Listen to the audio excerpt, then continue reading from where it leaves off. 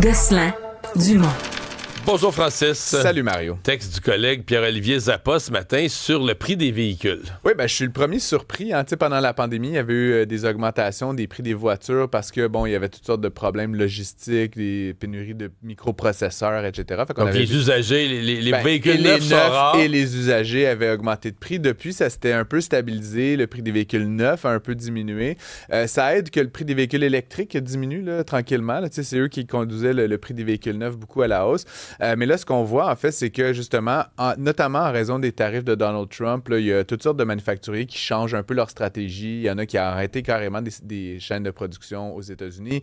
Puis il y a des véhicules qui ne rencontrent pas les exigences de contenu nord-américain ou canadien ou américain. Donc, par exemple, certaines BMW vont se voir asséner des tarifs, là, Mario, de 10, 15, 20, 30% sur le prix du véhicule. Ça, évidemment, ça fait très mal. Je comprends qu'il y a des constructeurs européens qui livrent plus de la même manière. Ils livrent plus de façon systématique vers l'Amérique du Nord, puis ça affecte le Canada aussi. Là. Oui, et tu as certaines usines, par exemple à Caroline du Nord, le BMW fabrique le X5, le X3, c'est un véhicule américain là, qui a des composantes allemandes et d'ailleurs, mais donc quand il arrive au Canada, comme il y a des composantes provenant d'un peu partout, il ne rencontre pas les exigences de production et donc ça fait en sorte qu'il est tarifé à 30%. Un véhicule qui se vend à 50 000 soudainement se retrouve techniquement à 65 000. Ça se peut que le manufacturier, le dealer, en absorbe une partie, mais ça fait quand même des augmentations de plusieurs milliers de dollars. Et donc, tout ça, ça se traduit un peu dans le domaine de l'usager du véhicule d'occasion. On a vu une augmentation de 6,5% des prix depuis l'année dernière. C'est quand même fou, là, le prix, moi, que Pierre-Olivier relate là, dans son article. 36 000 le prix moyen d'un véhicule d'occasion.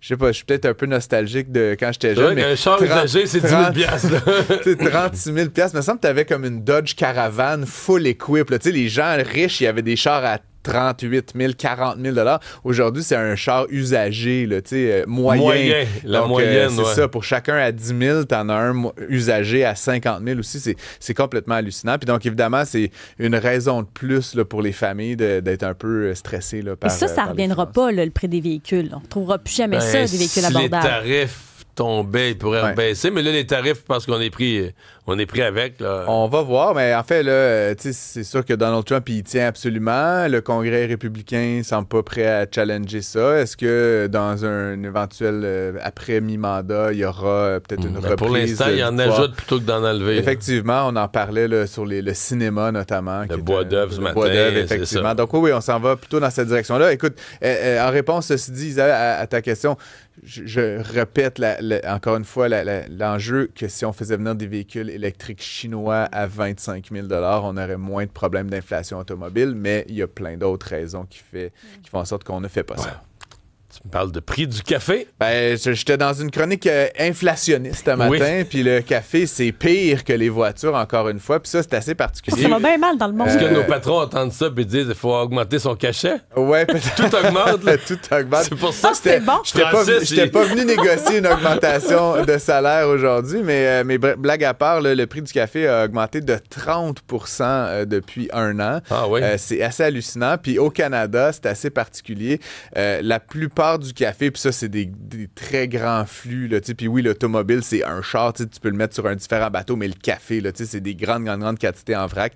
Ça transite beaucoup par les États-Unis, tout ce qui est destiné au marché nord-américain. Et donc là, ce qui est assez particulier, c'est que ça vient du Brésil, ça vient de la Colombie, ça vient de tous ces pays d'Amérique centrale et d'Amérique latine. Et ça passe aux États-Unis, donc il y a un premier tarif. Et nous, comme on impose des contre-tarifs aux États-Unis, là, il y a comme un deuxième tarif. C'est ça, exactement. Mois passé, on payait quasiment 50% de surtaxe sur des biens en provenance du Brésil. Là, on a enlevé les contre-tarifs. Mais ça veut dire, Francis, que la logique, ça serait que le Canada importe directement du café, mettons du Brésil, là, qu'on l'importe directement sans le faire passer par... Sauf que, bon, évidemment, on n'a pas nécessairement toutes les facilités de traitement. Le café, il est en partie torréfié aux États-Unis avant d'être vendu sur les tablettes. Il est moulu là, à très, très grande échelle. On n'a pas nécessairement toutes ces infrastructures-là. Je suis pas un spécialiste du marché du café, mais ce que je comprends, c'est que c'est un marché de gros. Là, c'est une pure commodité, le café. Donc, c'était comme logique de tout envoyer à quelques endroits, faire le traitement, puis de renvoyer ça sur les tablettes de vos épiceries. Est-ce que tu peux acheter ton petit sac là, de café bio patente directement? Sûrement, mais pour le café qu'on achète... Non, mais moi, je suis plus, même pour les gros volumes, je suis plus qu'à terme, si les Américains maintiennent des tarifs comme ça, il va y avoir une logique d'installer quelque part sur le territoire du Canada toutes les installations que tu nous 100%. décris. Parce que tu dis, tu peux pas. À long terme, quelqu'un va voir l'opportunité de dire, regarde, moi, je vais bypasser le 30 de tarif, là. Mais bon, après, avant de se lancer dans des investissements qu'on peut imaginer de trentaines ou centaines de milliards de dollars, Monsieur Trump a rencontré son homologue brésilien à l'ONU la semaine dernière. Ils se sont bien entendus. Donc, est-ce que ça se pourrait qu'il y ait moins de tarifs?